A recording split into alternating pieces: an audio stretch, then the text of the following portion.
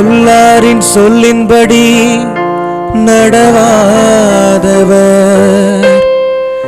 பாவிகளின் தீயவழி நில்லாதவர், இகழ்வாரின் குழுவில் அமராதவர்.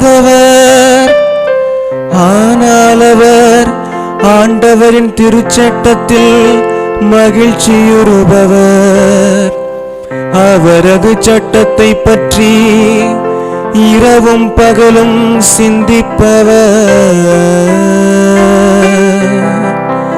அவர் நீரோடையோரம் நடப்பட்ட மரம் போல் இருப்பார், பருவ காலத்தில் கனி தந்து என்றும் பசுமையாயிருக்கும் அம்மரத்திற்கு ஒப்பாவார்.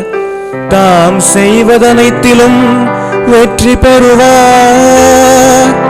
ஆனால் பொல்லார் அப்படி இல்லை, அவர்கள் காற்று அடித்து செல்லப்படும் பதரை போலாவர்.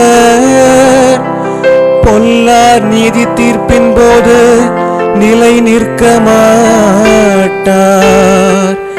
பாவிகள் நேர்மையாளரின் மன்றத்தில் இடம் பெறார். நேர்மையாளரின் நெறி ஆண்டவர் கருத்தில் கொள்வார். பொல்லாரின் வழியோ அழிவை தரும், பொல்லாரின் வழியோ அழிவை தரும்.